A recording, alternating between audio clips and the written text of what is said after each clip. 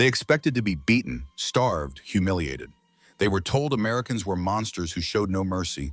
Instead, they were handed this a simple bar of soap. And when the hot water touched their skin for the first time in months, these enemy soldiers broke down and wept. What happened next would challenge everything propaganda had taught them and reveal the true power of American values. The enemy's soap, a true story of World War II. The bar of soap trembled in her hands. White, thick, impossibly clean. It smelled of flowers, though she had almost forgotten what flowers smelled like after the long months of gunpowder and ash. Margaret Schmidt stood in line with 300 other German women, her heart hammering against her ribs, waiting for what she was certain would be the beginning of her humiliation. The building ahead hissed with steam. Water ran somewhere beyond those doors. And every woman in that line knew or thought they knew what happened to enemy prisoners when their captors wanted to break them. But the soap in her hands made no sense, the weight of it, the smoothness.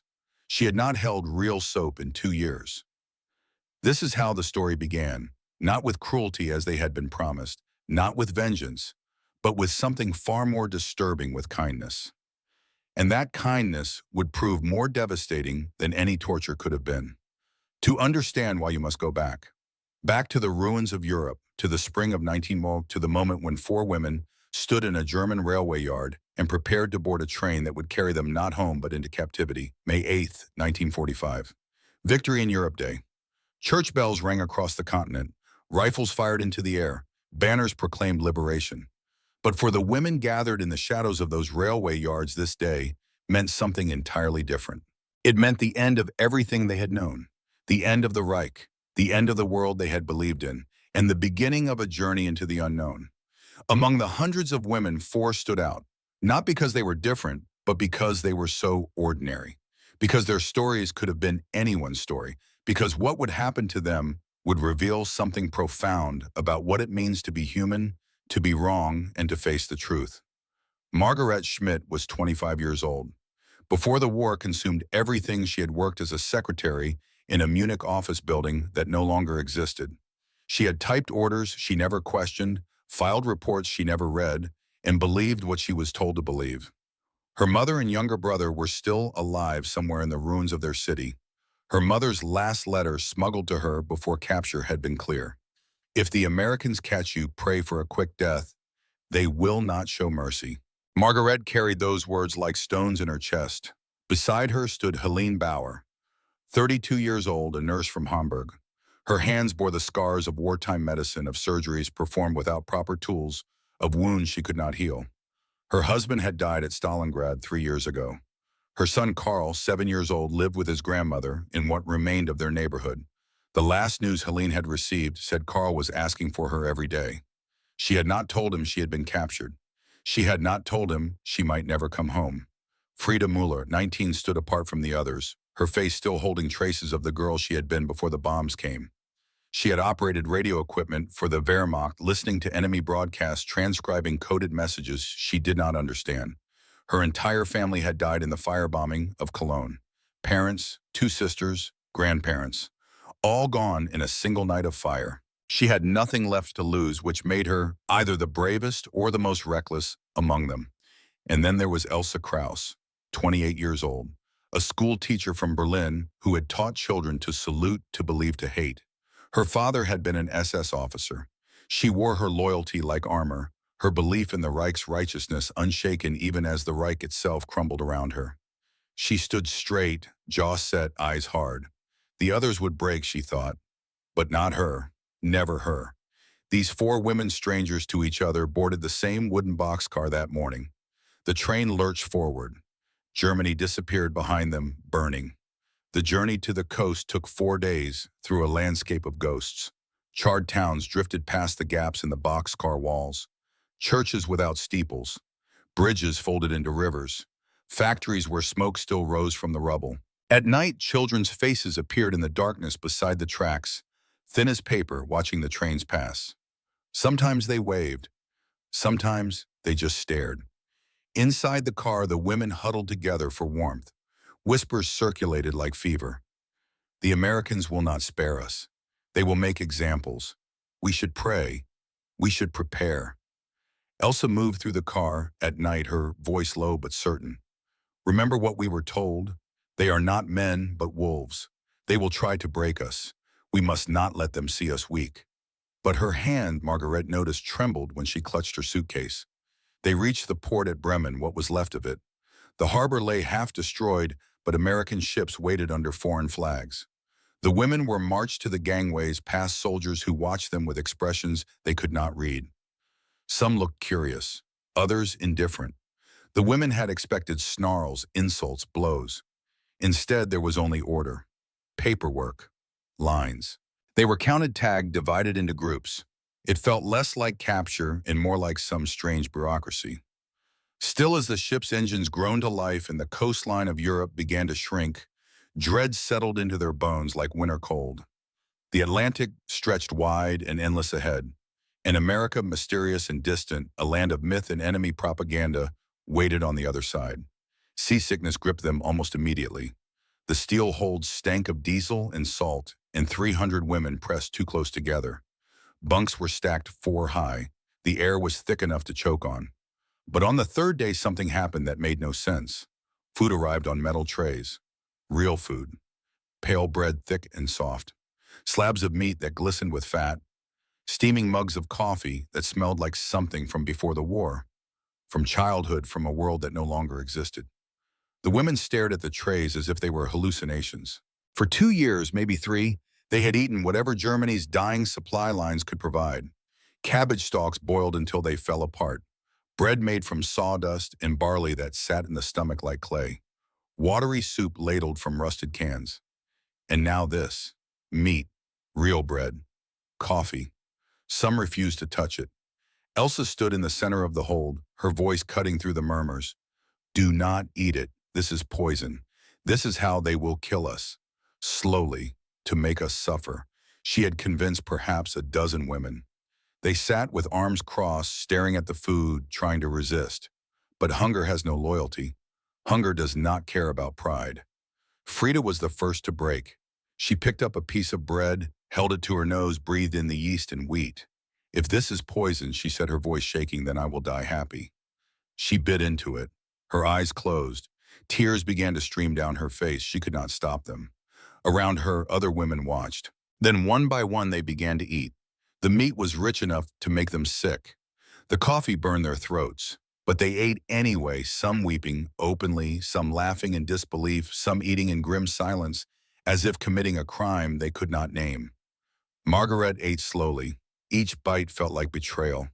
Her mother's voice echoed in her memory. We are eating weeds. We are drinking water that tastes of rust. And here she sat on an enemy ship eating meat her mother had not tasted in years. She wrote in her diary that night the small book she had somehow managed to keep hidden through everything.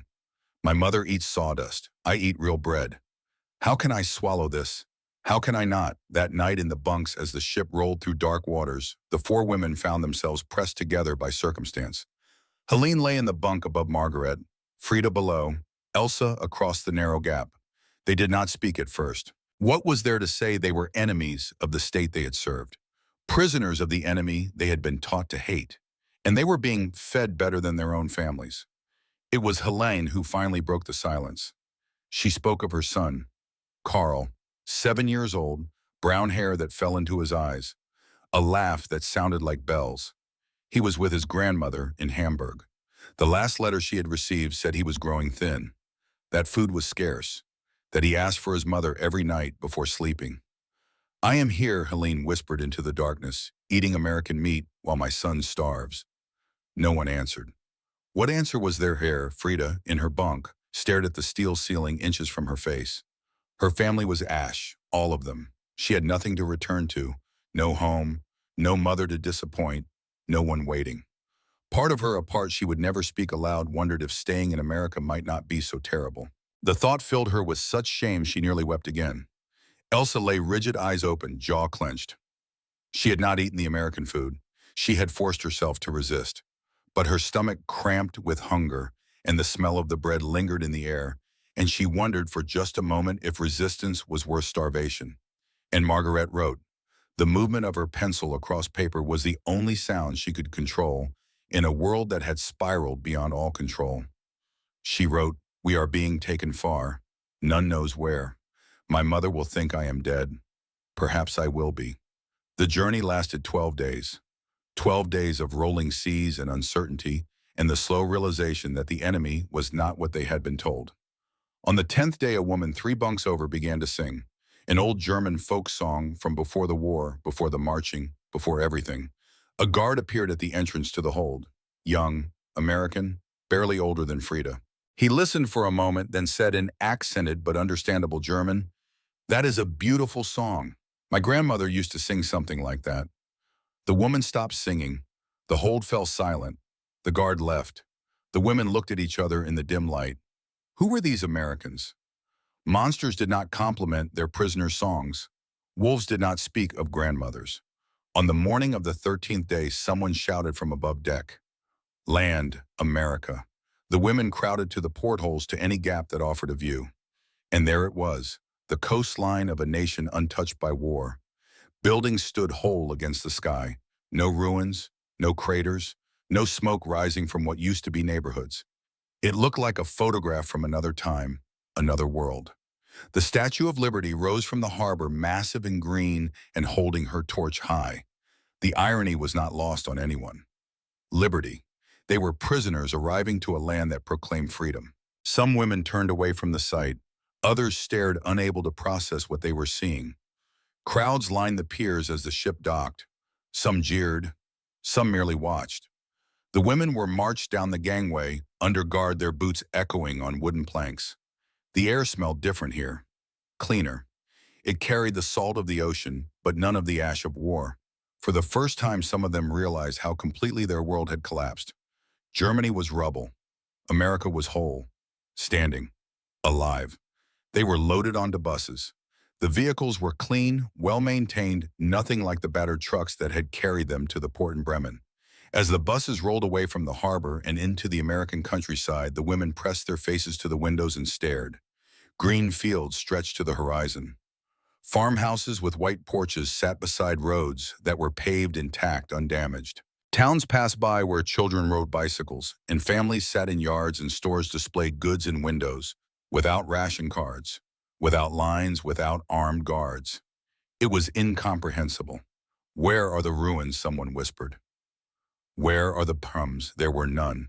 America had fought a war across 2 oceans and remained untouched at home. The contrast was so vast, so complete that it felt like traveling to another planet. Margaret watched a small town pass by. A church with a white steeple stood whole. Families walked together on sidewalks. A boy threw a ball to a dog in a yard. Ordinary life. Life as it had been before the war devoured everything. She had almost forgotten such a thing was possible. Is this truly the land of monsters, someone asked? Can this abundance be real? The buses drove for hours deeper into the American South. Georgia, someone said. Or Louisiana. The landscape changed. Pine forests, red dirt roads. The heat pressed down even through the bus windows. And still everywhere they looked wholeness. Prosperity, a world that continued while theirs had ended. The camp appeared in the late afternoon. Camp Ruston, the guard said. Or perhaps Fort Oglethorpe. The name mattered less than what they saw. Wooden barracks painted and maintained. Paths swept clean. Fences with barbed wire, yes, but not the brutal wire of concentration camps. Not the electrified death of prison camps they had heard about. This looked almost orderly, almost humane. The buses stopped at the gate. The women were filed off one by one, blinking in the bright southern sun, uncertain of what came next. American officers moved among them with clipped efficiency. Names were recorded, documents stamped, possessions cataloged. Each woman received a numbered tag. The process was mechanical, impersonal, but not cruel. The guards spoke with calm voices. Some had southern drawls that made the English sound almost musical. Others spoke with flat Midwestern tones, but none shouted. None struck them. None seemed interested in cruelty. For women who had braced themselves for monsters, this indifference was deeply unsettling. And then he appeared, Sergeant James Walsh. He stood at the processing station, clipboard in hand, face carved from stone. His eyes were gray and hard and held something the women recognized immediately, grief. This was a man who had lost something. This was a man who knew how to hate. He looked at them, these German women in their threadbare clothes, and something flickered across his face. Not pity, not quite contempt. Something more complicated. Something that mixed duty with personal pain in equal measure. "You will be treated according to the Geneva Convention," he said. His voice was flat, professional. "Follow the rules and you will be fine. Break them and there will be consequences, but we do not torture. We do not starve. We do not execute. This is America. We have standards." The words should have been reassuring. Somehow they made everything worse. Standards. The enemy had standards. What did that say about the nation they had served? Margaret watched Sergeant Walsh as he supervised the processing. She noticed the wedding ring on his left hand, the small pin on his collar that might have been a memorial of some kind, the way his jaw tightened when he looked at them. This man hated them. She could see it, feel it, but he would not touch them. Orders were orders. Duty was duty. What kind of enemy was this? They were led through the camp in groups, past barracks that smelled of fresh wood and pine tar, past a mess hall from which the scent of cooking food drifted, past a building from which steam rose in white clouds. The delousing station, a guard explained. The women stopped walking. This was it. This was the moment they had dreaded since the trains had carried them from Germany. This was where the masks would come off, where the kindness would end, where the real treatment of prisoners would begin. Whispers rippled through the line. This is where they will humiliate us. This is where it starts. One woman clutched her suitcase as if it were a shield. Another crossed herself silently, lips moving in prayer. The line moved slowly toward that building. Each step felt like walking toward execution. Margaret's heart hammered so hard she thought it might break through her ribs. Beside her, Helene had gone pale. Even Frida, who had seemed almost reckless in her lack of fear, now looked terrified. And Elsa, rigid Elsa, who had maintained her composure through everything, had tears in her eyes that she refused to let fall. The door opened, steam poured out. The sound of running water echoed from inside. "Stand together," Elsa hissed. "Show no fear. Whatever they do, we endure it with dignity." They stepped inside. The room was tiled, white tiles from floor to ceiling. Water ran from pipes overhead. And there on a table by the entrance sat stacks of towels, clean towels, white towels that looked like they had never been used. And beside them, arranged in neat rows, bars of soap. Real soap, thick, white, smelling faintly of flowers. A woman in an American uniform stood by the table. Not a guard. A nurse, perhaps, or a volunteer. She smiled, though the smile looked tired. She gestured to the soap and towels. "For you," she said in broken German. "For cleaning. The showers are private. Take your time." The women stared. This could not be real. This had to be a trick. Some elaborate cruelty. Give them hope and then crush it. Give them dignity and then strip it away. But the nurse simply waited. Behind her, the sound of hot water running, steam rising, the smell of soap. Margaret was handed a bar. The weight of it shocked her. Solid. Real. She lifted it to her nose before she could stop herself. Flowers. Lavender, perhaps, or rose. Something that belonged to a world before ash and death. Around her, other women were receiving their own bars, towels, clean clothes to change into after. Not uniforms, just plain dresses. Work clothes. Clean. One by one, they moved toward the shower stalls. Private stalls. Not the communal degradation they had expected. Individual spaces with curtains that could be closed. The first woman to step under the water screamed, not in pain, in shock. The water was hot, actually hot. Not lukewarm, not cold, hot enough to steam, hot enough to wash away the grime of months. She stood under the spray and began to sob. The sound echoed off the tiles. Other women heard it. Some thought it was pain. But when they reached their own showers, when the hot water touched their own skin, they understood. Margaret stepped under the spray and felt her knees nearly buckle. The water was hot. The soap lathered thick and white in her hands. She scrubbed its skin that had not been truly clean in longer than she could remember.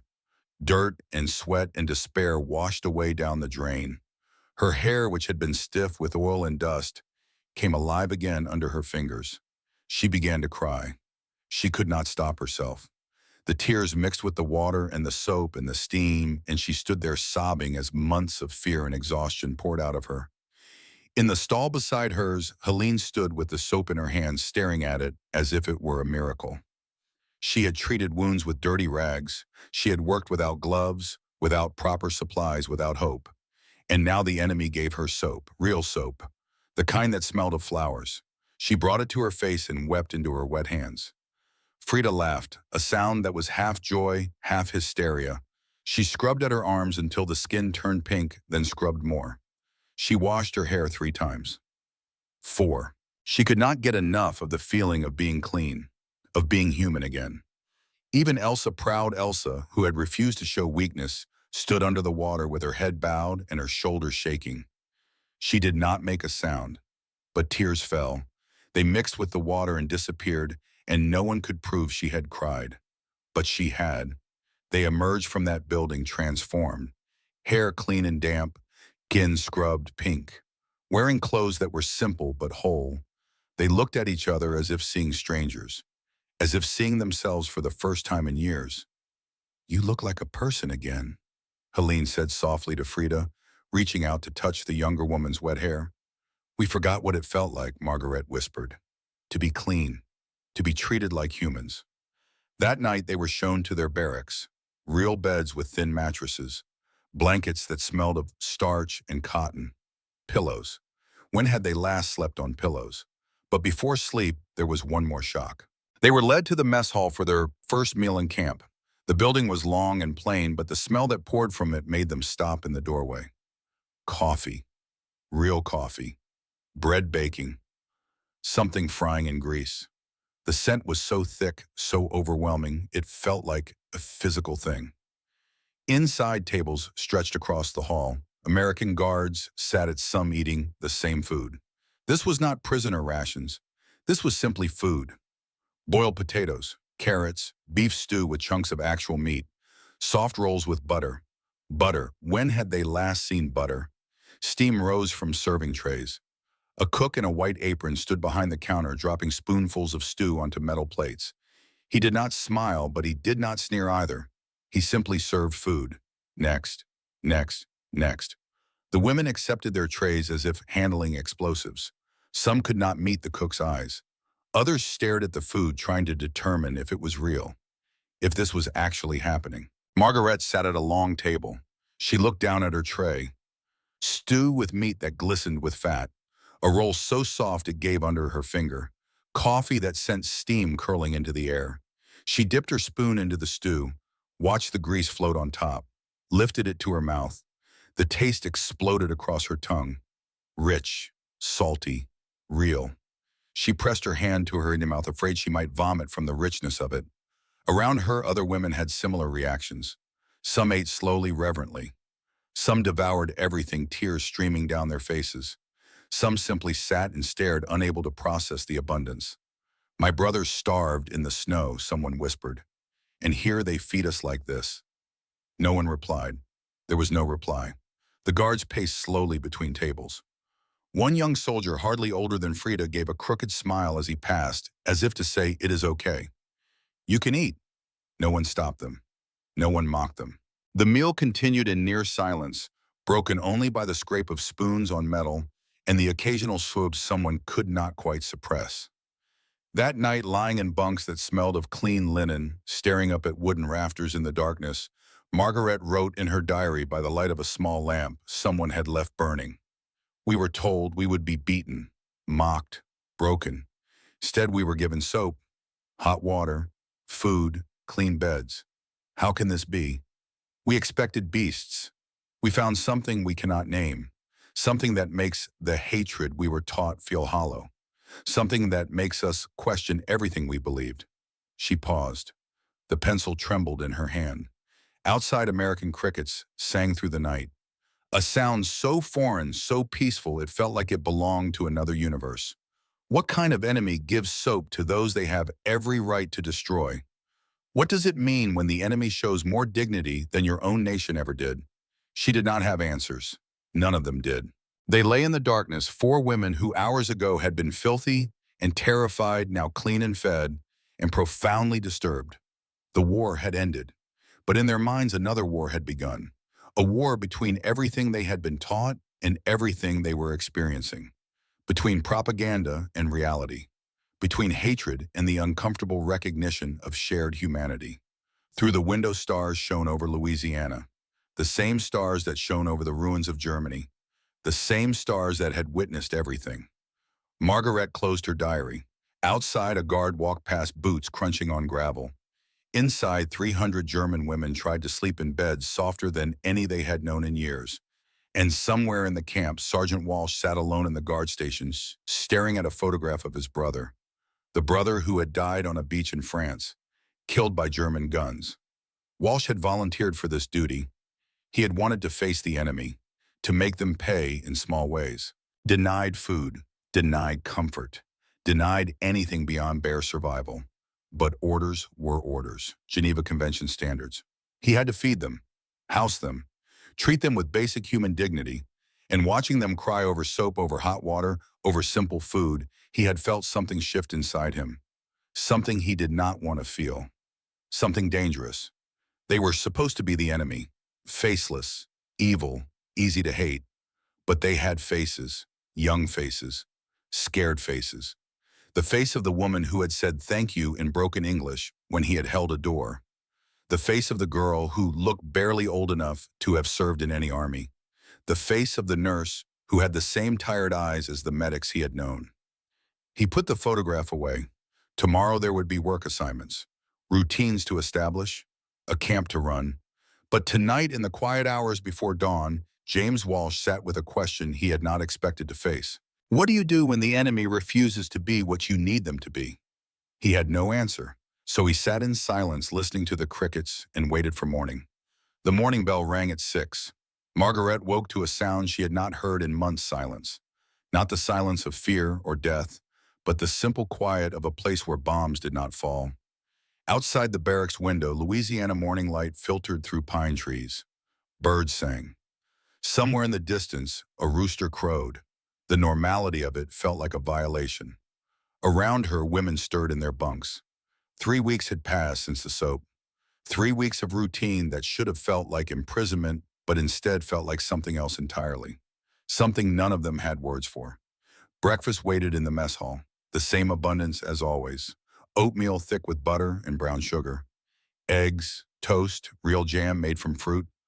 Coffee that steamed in heavy ceramic mugs. Margaret took her tray and sat at a table where Helene and Frida already ate in silence. The guilt of eating had not lessened. If anything, it had grown heavier with each meal.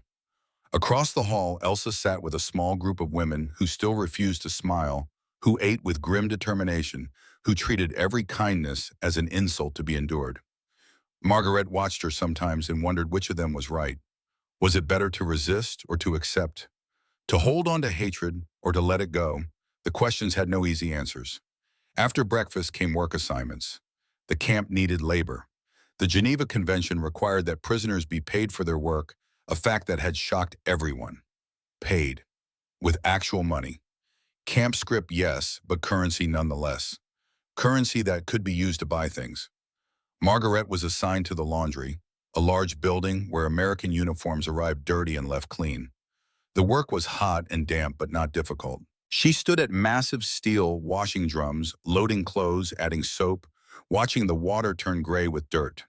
The smell of starch and bleach became familiar. Her hands grew soft from the constant moisture, but it was the names that haunted her. Each uniform bore a tag. Each tag had initials. PFC Miller D. Corporal Hayes R. Sergeant Walsh J. These were people, men who had homes and families and lives beyond this camp. She washed their clothes with a strange reverence as if handling sacred things. One morning she found a uniform with dried blood on the sleeve. Not much, just a dark stain that had set into the fabric. She scrubbed at it carefully, wondering whose blood it was.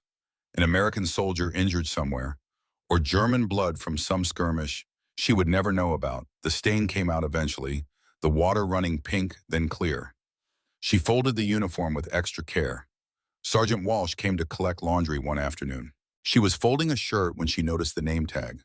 Walsh J., his brother. This had been his brother's uniform. Kept, preserved, a memorial to a man who had died in Europe. She looked up. Walsh stood in the doorway watching her hold the shirt. For a moment, neither spoke. Then she folded it with deliberate gentleness and placed it on top of the clean pile. "Your brother," she said quietly in her broken English. Walsh said nothing. He took the uniform and left. But something had passed between them.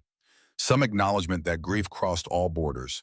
That loss was loss, no matter which flag you served. Helene worked in the kitchen and infirmary assigned there because of her nursing experience. An American woman worked alongside her. Dorothy Miller, young perhaps 24 with kind eyes and a smile that seemed genuine, even when there was no reason to smile. She was a volunteer, Helene learned. She did not have to be here. She chose to help. This baffled Helene completely. Who volunteers to help enemy prisoners? Dorothy tried to make conversation. She spoke about her family's farm in Iowa, about her brother who served as a guard in this same camp, about the vegetable garden she missed. Helene responded with single words. Yes, no, thank you. She could not bring herself to be warm, could not risk friendship with the enemy, even an enemy who seemed incapable of cruelty. But she watched Dorothy work, watched her change bandages on a woman with infected blisters, watched her speak gently to a prisoner who was crying, watched her share her own lunch with someone who looked particularly hungry. And Helene wondered what kind of propaganda had taught people like Dorothy to be kind. Frida worked in the fields outside the camp, harvesting vegetables under the brutal southern sun. The work was hard, but she did not mind.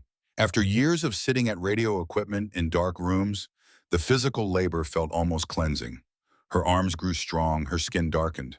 She sang sometimes while she worked old German folk songs that made the other women smile with nostalgia.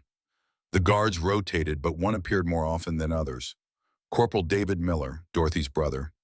He was young, perhaps 22, with sandy hair and an easy manner that seemed at odds with military service. He watched the prisoners work, but did not bark orders. He carried water to them when the heat grew too severe. He called them ma'am, which made some of them laugh bitterly. One afternoon, Frida was struggling with a particularly stubborn vine. Corporal Miller approached and showed her a better technique, demonstrating with his hands. She watched carefully, then tried it herself. It worked. She looked up and smiled without thinking. "Thank you," she said in English she had been practicing. "You are welcome," he replied. Then after a pause, "Where did you learn English?" "Radio operator," she said. "I listen to American broadcasts, music sometimes." Bing Crosby. "Frank Sinatra." His face brightened. "You know Sinatra?" She nodded. "Very much. Before the bombs, I have his record." The conversation lasted only a moment before he had to move on. But it was the first real conversation she had had with an American. The first time someone had spoken to her as a person rather than a prisoner. It stayed with her for days. 3 weeks became 4.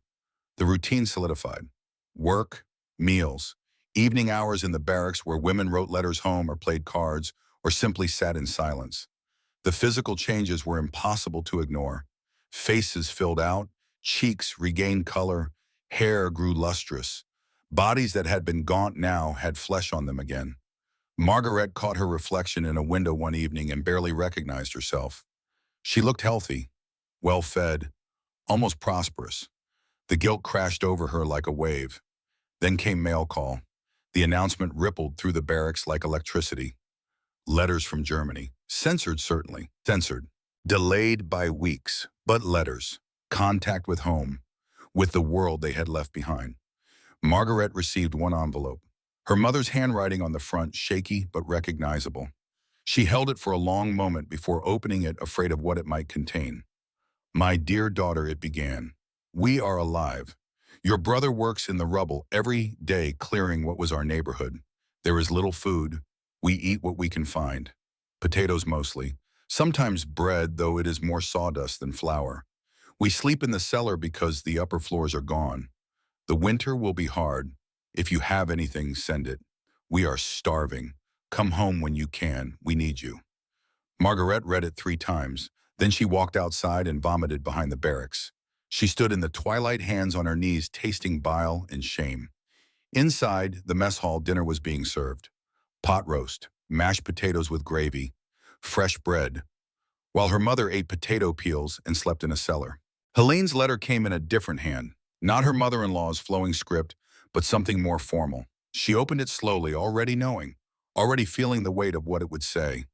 Helene, I must tell you, Carl is gone. The pneumonia took him 3 days ago. We had no medicine, no food to give him strength. He asked for you at the end. He said, when will Moody come home? I told him you would come soon. Forgive me for the lie. Forgive me for failing him. He is buried in the churchyard, what remains of it. Come home. There is nothing left but grief. Helene read the words. Read them again. The paper trembled in her hands. The other women in the barracks grew quiet, sensing something terrible. She stood up, walked to the door, crossed the compound to the mess hall.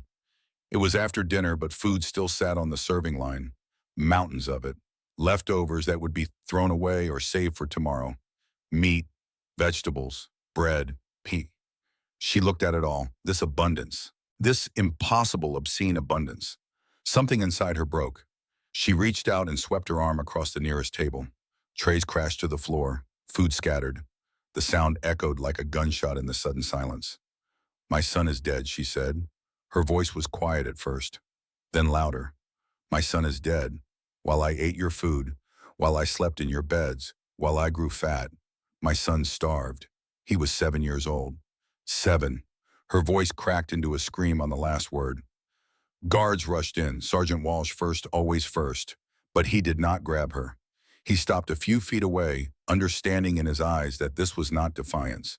This was grief. Dorothy appeared from somewhere running. She wrapped her arms around Helene as the German woman collapsed sobbing. Great wrenching sobs that came from somewhere deep and ancient, the place where mothers keep their children's memories. He asked for me.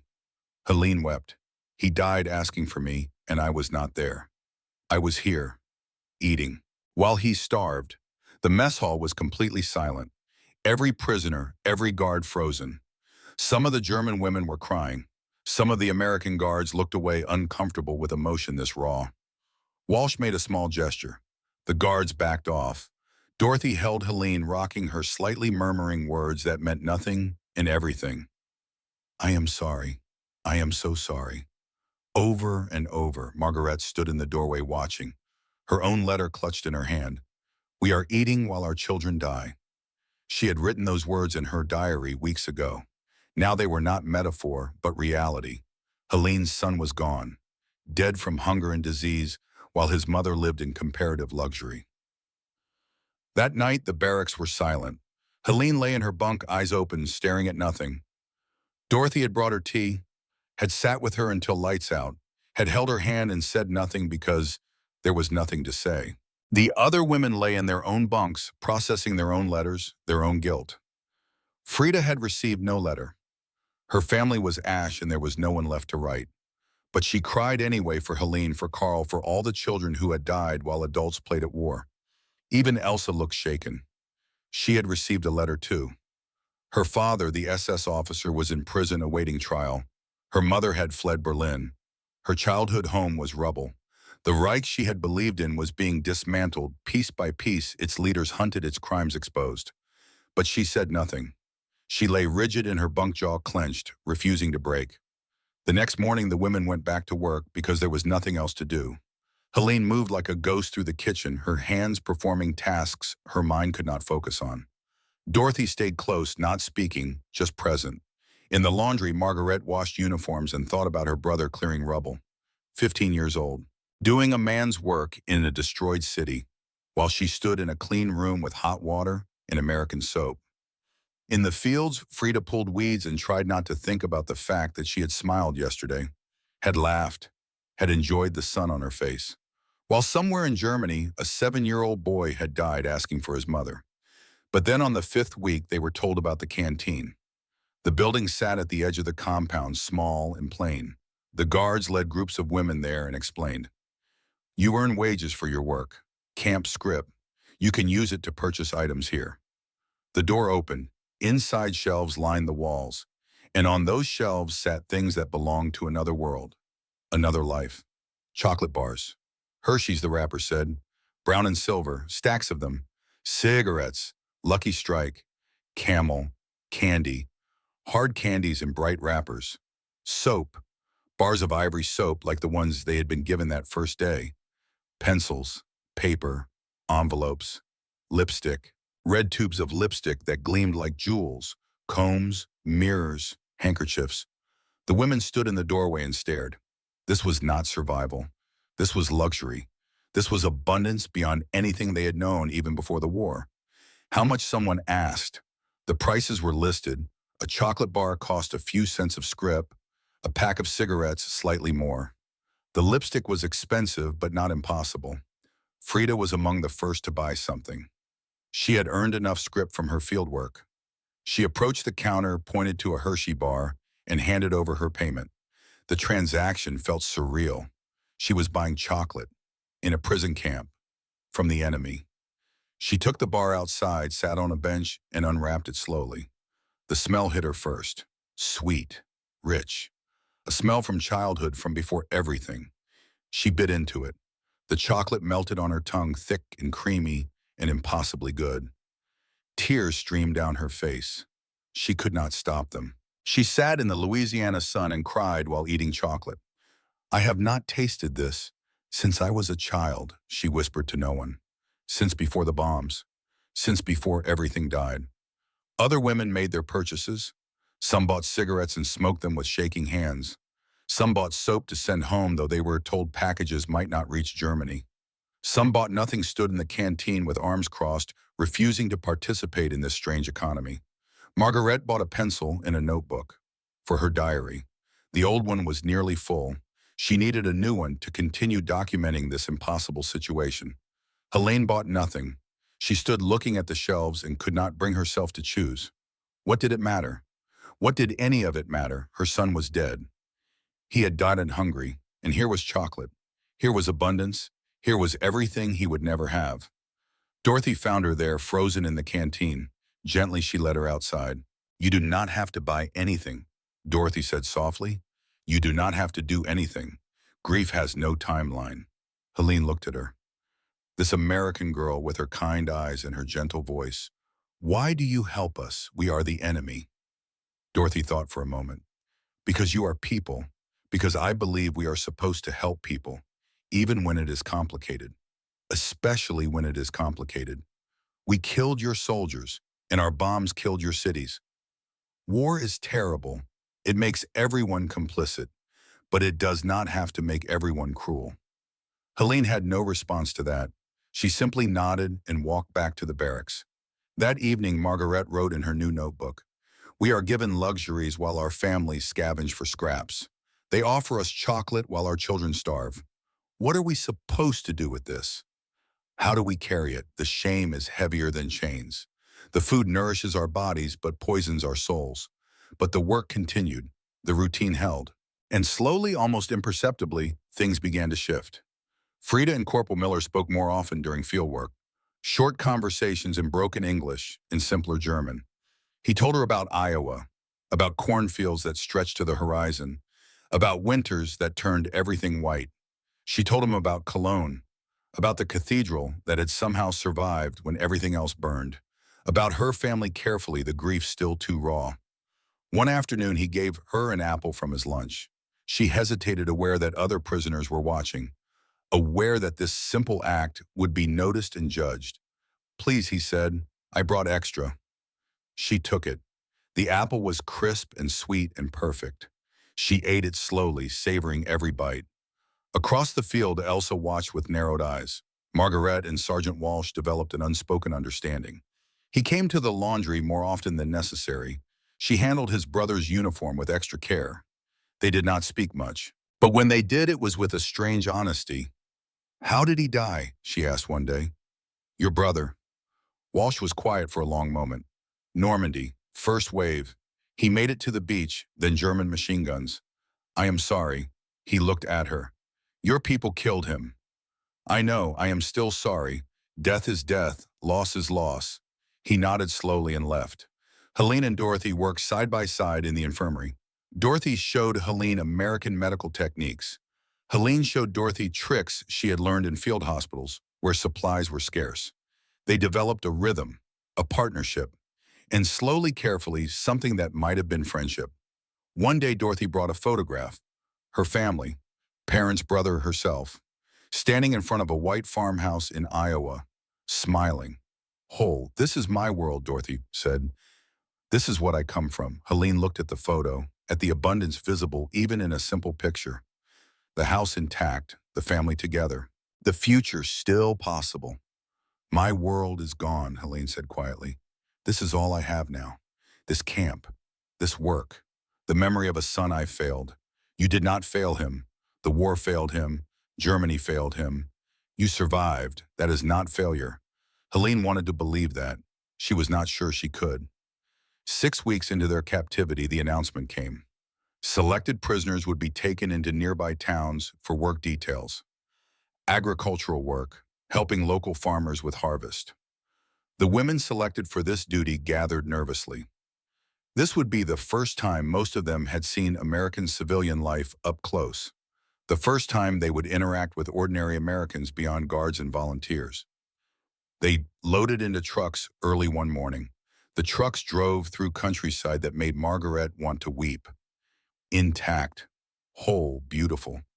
Farmhouses sat on green land, barns stood straight and painted, children played in yards, dogs ran free. Life continued here as if the war had never touched it, because it had not. That was the truth that cut deepest. America had fought a war across 2 oceans, and its homeland remained paradise. The truck stopped at a large farm, the Johnson property, the guard said. Elderly couple, lost their son in the war, but still willing to employ German prisoners for harvest work. A rare kindness. The women climbed down from the trucks and stood uncertainly in the farmyard. An elderly man emerged from the house. Mr. Johnson, perhaps 70 back, bent from years of labor eyes that had seen too much. He looked at the German women. They looked back. The moment stretched. Then his wife appeared. Mrs. Johnson, smaller, gray-haired, wearing an apron dusted with flour. She carried a large pitcher and glasses. It is hot, she said simply. You will need lemonade. She poured glasses and handed them to the prisoners. The women took them hesitantly as if expecting poison or a trap. But it was just lemonade, sweet and tart and cold. Thank you, Frida said in careful English. Mrs. Johnson smiled. You speak well. Where did you learn radio operator? I had to understand American broadcasts. Well, you are not broadcasting now. You are just young women, far from home, working in the heat. Drink. They drank. The lemonade was perfect. Some of the women had tears in their eyes again. Kindness kept breaking them in ways cruelty never could. Mr. Johnson showed them the work, harvesting the last of the summer vegetables, tomatoes, peppers, squash. The work was familiar to the farm girls among them. The city women struggled, but learned quickly. Mr. Johnson moved among them as they worked, watching. His face was unreadable. At midday, he approached the group. They stopped working, uncertain. I lost my boy at the bulge, he said. His voice was rough. German artillery. December of '44. He was 19 years old. The women froze. This was it. This was where the kindness ended. This was where the real hatred would show. Mr. Johnson continued, I wanted to hate all of you.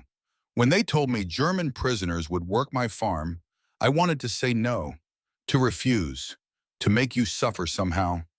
Silence. Even the guards were quiet. But you are not the enemy, he gestured at them. You are just girls, somebody's daughters, maybe somebody's mothers. War makes enemies of people who would otherwise be neighbors. My boy and whatever German fired that shell, they probably had more in common than different. Both scared, both fighting because they were told to. Both dead now for reasons that seemed smaller every year. He turned and walked back to the house. The women stood motionless. Some were crying. Mrs. Johnson brought them lunch. Sandwiches made with real meat, fresh bread, crisp vegetables from the garden. Sweet tea, cookies still warm from the oven. Eat, she said gently. You have been working hard. They ate. And Margaret wrote in her mind, composing entries she would transfer to her diary later. The enemy has a face now, and it looks like us. Tired, grieving, human. The day ended. The work was done. As they loaded back into trucks, Mrs. Johnson pressed a small bag into Frida's hands. Cookies, she whispered, for the girls, to share. Frida looked into the woman's kind face and could not speak. She simply nodded. On the drive back to camp, the women were quiet, processing what they had experienced, kindness from people who had every reason to hate them, forgiveness from those who had lost everything. But tomorrow would bring something that would shatter even this fragile peace. Tomorrow they would be taken to a church hall in town. Tomorrow they would see more of America. Tomorrow they would eat at tables prepared by volunteers. And tomorrow they would begin to understand that the enemy they had been taught to hate was not an enemy at all, but something far more complicated. Something that made every lie they had believed start to crumble. The trucks rolled through the Louisiana evening. Inside, German women held cookies from an American grandmother and wondered what truth even meant anymore. The church hall sat at the edge of a small Louisiana town whose name Margaret would never remember. What she would remember was the smell: fried chicken, mashed potatoes, green beans cooked with bacon, cornbread. The scent poured from the open doors like a prayer made of food, and the German women approaching in their work clothes felt that familiar confusion. This abundance, this impossible persistent abundance. They had been brought here after morning work at the Johnson farm. Another act of community outreach, the guards explained. Local volunteers wanted to provide a meal, to show Christian charity even to former enemies. The words sounded hollow to women who no longer knew what words meant. Inside, long tables were covered with white cloths. Plates and silverware gleamed under simple light fixtures. And at the far end, women in aprons stood beside serving tables laden with food. Real Southern cooking prepared with care, offered freely. The townspeople lined the walls. Some watched with curiosity, others with barely concealed hostility. A few with something that might have been pity. The German women filed in under guard, aware of every eye on them, aware that they were specimens on display, enemy soldiers made safe, prisoners who could be examined without danger. "Sit, please," an elderly woman said. She wore a flowered dress and had kind eyes that reminded Margaret painfully of her own grandmother. "Eat. You must be hungry after working in this heat." The women sat. Plates were brought, heaping plates of food that steamed and glistened. Fried chicken with skin so crisp it crackled. Potatoes whipped smooth with butter and cream. Greens cooked until tender. Cornbread that crumbled at the touch. And for dessert, pies. Apple, pecan, sweet potato. The kind of food that required not just ingredients, but time and care. Margaret looked at her plate and felt the weight of it like a stone. Her mother's last letter sat in her pocket, the paper worn from repeated reading. "We eat potato peels boiled in water that tastes of rust." This was the contrast. This was the unbridgeable gap between her two worlds. She picked up her fork. Around her, other women did the same. Some ate quickly, defensively. Some ate slowly, savoring each bite as if it might be their last. Frida ate with tears streaming down her face, unable to stop them, unable to stop eating either. Then Margaret bit into the apple pie. The crust was buttery and flaked on her tongue. The apples were sweet and tart, cooked with cinnamon and sugar. It tasted like childhood, like holidays before the war, like a world that had existed once and was now as distant as stars. She thought of her mother's voice. "Save the peels for soup. Do not waste anything. Every scrap must be used." And here she sat eating pie made from whole apples, the peels baked right in because America had enough, had more than enough, had so much that peels could be wasted on sweetness instead of hoarded for survival. The contrast was not just unfair, it was obscene, and yet she could not stop eating. A small boy approached the table, perhaps 8 years old, with a cowlick and freckles and eyes full of the fearless curiosity of children. His mother reached for him, but he dodged her hand and walked right up to Frida. "Are you really a Nazi?" he asked. The hall went quiet. Every adult froze. Frida looked at the boy, this child who knew war only from newspapers and radio broadcasts, who had never seen his city burn or his family die. "I am just Frida," she said gently in her careful English. "From Germany. Did you shoot at Americans? Numb. I was radio operator. I just listen. To messages. To music sometimes." The boy considered this. "My dad is fighting in Germany right now. Is it scary there?" Frida's voice caught. "Yes, very scary. Scarier than thunderstorms, much scarier. Like if thunderstorms could destroy whole cities. Like if lightning could take away everyone you love." The boy's eyes widened. "Oh, that is very scary." His mother appeared then, her face apologetic and uncertain. She took her son's hand. I am sorry. He does not understand. Is okay, Frida said. He asks good questions. The mother looked at Frida for a long moment, seeing not an enemy but a young woman with sad eyes who spoke kindly to children. She nodded once and led her son away. But the moment lingered. The whole hall had witnessed it. The humanizing of the enemy, the collapse of the comfortable distance that hatred requires. After the meal, the women helped clean up. It seemed the least they could do. They washed dishes alongside the church ladies who had cooked for them. Awkward conversations happened in broken English and simpler German. Where are you from? Do you have family? Will you go home soon? Simple questions that carried the weight of continents. One elderly woman stood beside Helene at the washing basin. They worked in silence for several minutes. Then the woman spoke. I lost my husband in the First War, in France, 1918, and my nephew in this one. Pacific Theater, 2 wars, 2 generations, too much death. Helene nodded. I lost my husband at Stalingrad, and my son. He died while I was here. Pneumonia, starvation. He was 7. The woman's hands stilled in the soapy water. I am sorry. No child should die like that. No mother should carry that grief. They finished the dishes in silence. But before Helene left, the woman touched her arm gently. War makes monsters of good people and victims of everyone else. I hope you find peace someday. Helene could not speak. She simply nodded and walked away. The trucks drove them back to camp as evening fell. The women were quiet, each lost in her own thoughts. They had seen more of America today. They had been fed by people who had lost sons to German guns. They had been treated with kindness by those who had every right to hate, and it was destroying them more thoroughly than cruelty ever could. That night in the barracks, Elsa finally spoke. She had been silent for weeks, isolated with her small group of resistors. But now she stood in the center of the room and her voice carried to every bunk. This is how they break us, not with beatings or starvation, but with this, food, soap, kindness. They make us feel grateful. They make us forget who we are. What we fought for what Frida's voice cut through the room. We fought for lies, Elsa. We fought for a regime that murdered millions, that destroyed our own country as thoroughly as the bombs did. You do not know that. You believe their propaganda. I believe what I see. I see that America stands whole while Germany is ash. I see that they feed us while our families starve. I see that they treat us better than our own nation ever did. Elsa's face flushed with anger. You are a traitor. No, I'm awake. And I think you are too. I think you know the truth. You are just too proud to admit it. The room held its breath. Elsa and Frida faced each other across the wooden floor.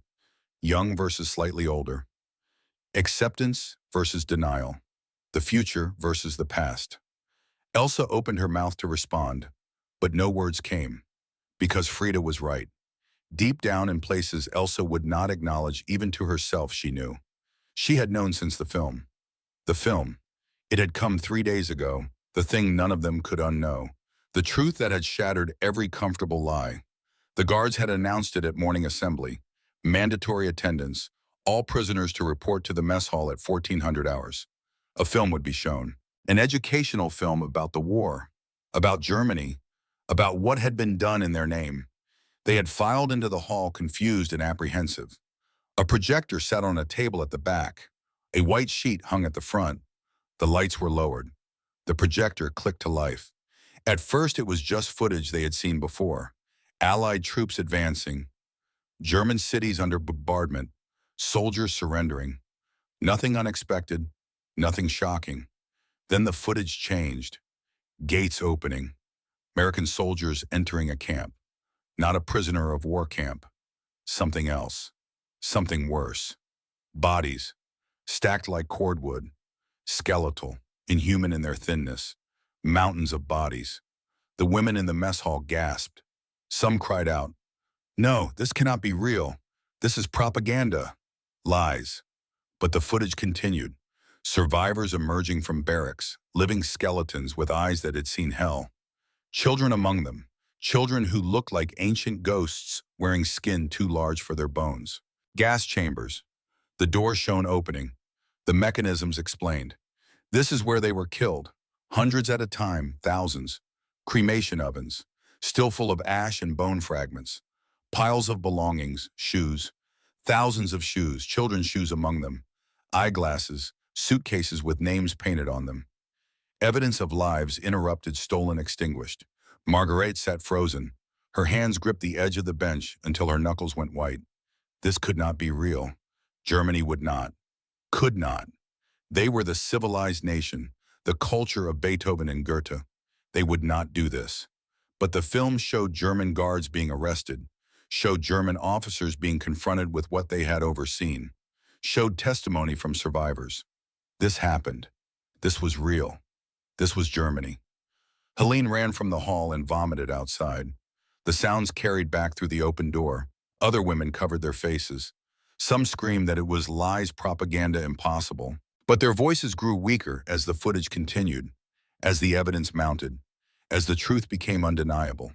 Frida sat with her hands over her mouth, tears streaming between her fingers. She had lost her family to Allied bombs. She had hated the Americans for that, had carried that hatred like a shield. But this was something else entirely. This was systematic murder. This was evil on a scale that made her personal grief feel small. Elsa stood up. Her chair scraped loud in the silence. Lies, she shouted. All lies. They fabricated this. They built these camps after the war to discredit us. But her voice shook. And when Sergeant Walsh stood and spoke, his voice was quiet and firm. These camps were liberated by American and British troops. They were documented by dozens of journalists and photographers. The evidence has been verified by multiple sources. This is what your government did, whether you knew it or not, whether you participated or not. This was done in your name. The film ended. The lights came up. The room was full of sobbing women and stunned silence and the collapse of every comfortable certainty. That had been 3 days ago, and nothing had been the same since. Some women had broken completely. They lay in their bunks and would not eat, would not work, would not speak. The horror was too large to process. Others, like Frida, had moved through shock into a strange clarity. The war had not been what they thought. Germany had not been what they believed. Everything they had been taught was contaminated by this truth. And Elsa, proud, rigid Elsa. She had not eaten since the film. She sat outside at night, smoking cigarettes she bought with her wages, staring at the barbed wire fence, her face carved from stone. Margaret found her there on the second night after the film, 2 in the morning. The camp was silent except for crickets and the distant footsteps of guards. "Do you hate me?" Elsa asked without looking up. "No, I pity you." "Pity is worse than hate." Margaret sat beside her on the steps. "Tell me it was not all a lie. Tell me we believed in something real. We believed in a lie that killed millions. That is what was real." Elsa was quiet for a long time. Then she spoke, her voice barely audible. "I saw the films. I know it was real. I just cannot admit it. If I admit it, everything I am crumbles. My father, my teaching, my whole life.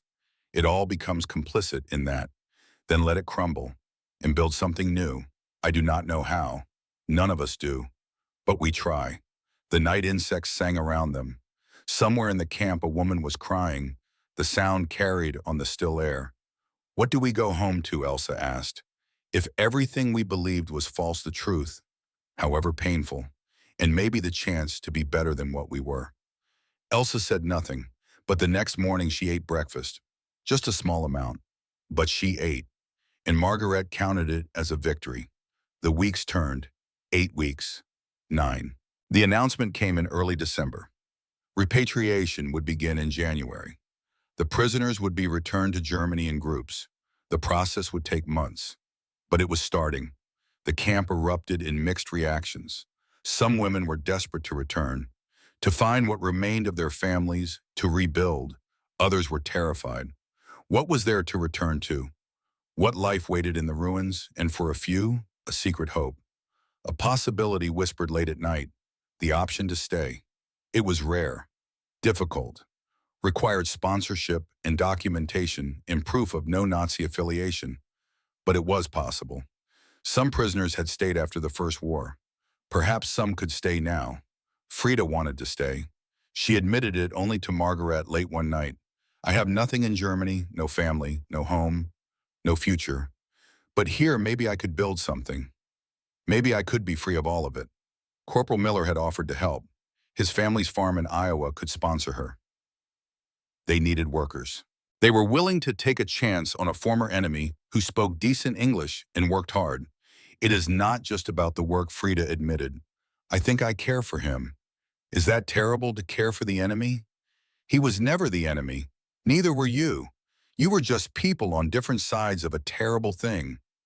Helene had decided to return. There was nothing for her in America. Her son was buried in Hamburg. Her duty was to go to his grave, to tend it, to continue living because he could not.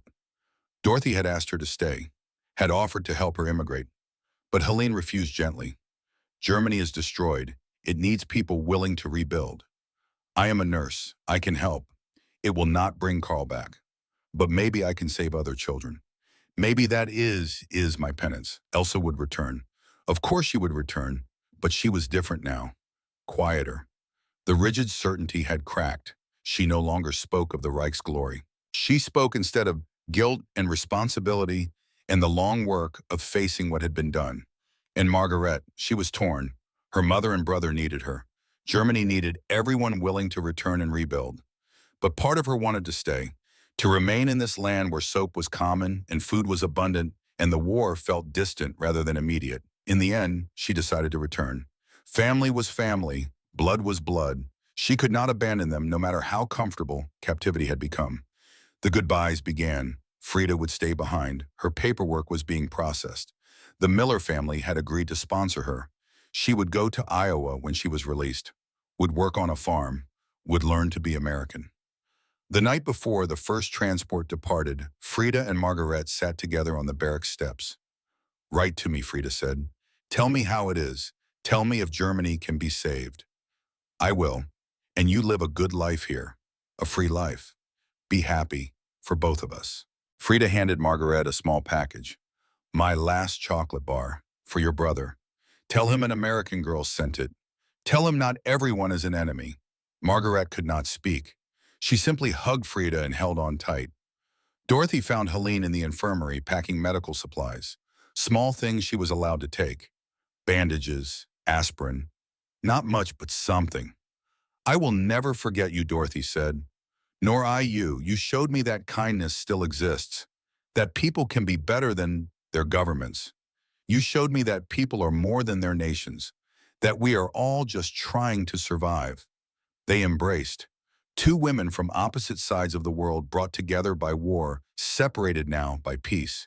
Even Sergeant Walsh sought out Margaret before she left. He found her in the laundry folding his brother's uniform one last time. Good luck out there, he said. Thank you for your fairness, for treating us like humans even when you did not have to. Geneva Convention. It is the law. It is more than that. You could have made our lives hell within the law. You chose not to. That is character. He nodded slowly. My brother would have wanted it that way. He was a good man, better than me. I think he would be proud of you. Walsh said nothing, but his jaw worked and he looked away quickly. The morning came, cold, overcast. The first group of 100 prisoners assembled at the gate.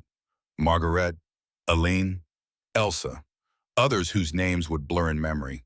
Buses waited, then trains, then ships back across the Atlantic, back to the ruins. As the bus pulled away from Camp Ruston, Margaret looked back, at the clean barracks, at the mess hall where she had eaten like a human for the first time in years, at the laundry where she had learned that even enemies could be kind. And she thought about the soap, that first soap, the moment when everything she believed began to crumble, not because of cruelty, but because of dignity, not because of hatred, but because of unexpected humanity. The voyage home was the reverse of the journey out, but the women were different now, fed, healthy, changed. They arrived in Bremen in February of 1946. The port was gray and cold and the devastation was visible, even from the ship. Germany had become a graveyard of itself. Margaret found her mother and brother in a refugee center. Her mother had aged a decade. Her brother looked 40, though he was only 15. They stared at her as if she were a ghost. You are alive, her mother whispered. and so healthy. The guilt washed over Margaret like ice water.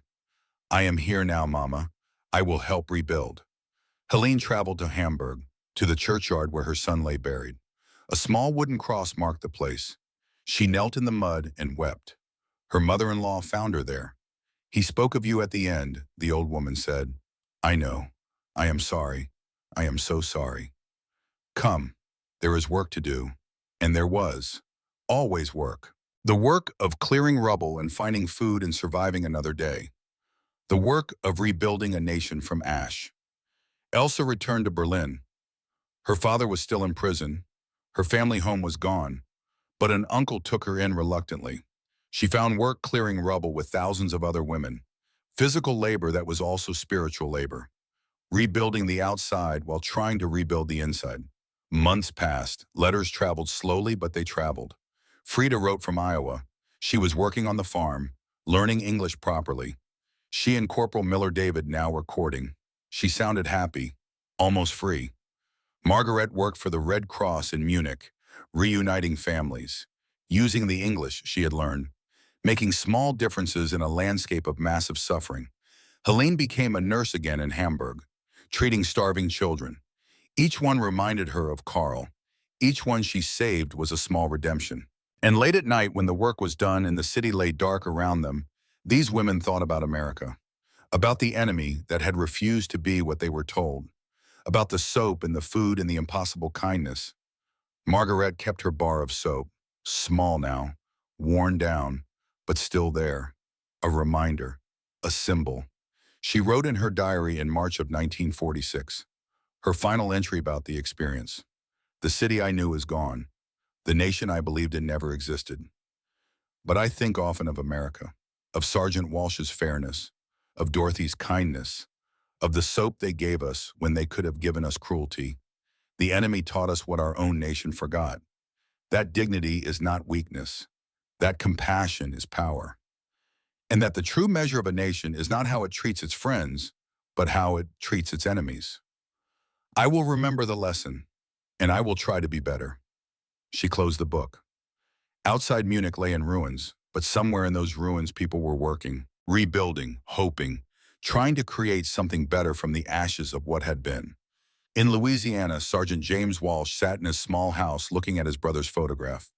The uniform hung in his closet, cleaned and pressed one final time by a German woman who had understood grief. He thought about the prisoners he had overseen, about their tears over soap, about their gratitude for basic human dignity. He had wanted to hate them, had needed to hate them, but they had refused to be hate-able. They had been young and scared and human, just like his brother, just like him. What makes a nation great, he wondered? Not its weapons, not its power to destroy, but its choice to show mercy, its decision to remain human even when given every excuse to be otherwise. The crickets sang in the Louisiana night, and across an ocean in the ruins of Germany, women who had been enemies were now simply survivors, carrying with them the memory of an enemy's unexpected kindness, trying to build something better than what had been destroyed. The war had ended years ago, but the real victory, the one that mattered most, was still being won. One small act of dignity at a time, one bar of soap, one meal shared, one moment of choosing compassion over cruelty. That was the lesson. That was what the enemy's soap had taught them. And it was a lesson the world desperately needed to learn. In the end, America's greatest weapon was not its bombs or its soldiers. It was its values, its commitment to treating even enemies with basic human dignity, its belief that people were more than their nations, more than their governments, more than the worst things done in their names. And in a world being rebuilt from ashes, that belief might be the only thing strong enough to carry humanity forward. The enemy gave them soap, such a small thing, such a profound thing. And in that gift lay a truth more powerful than any propaganda. A truth that could not be denied or forgotten or destroyed. That even in the darkest times, even across the widest divides, humanity persists. Kindness endures. And the choice to be better than our worst selves remains always, always possible.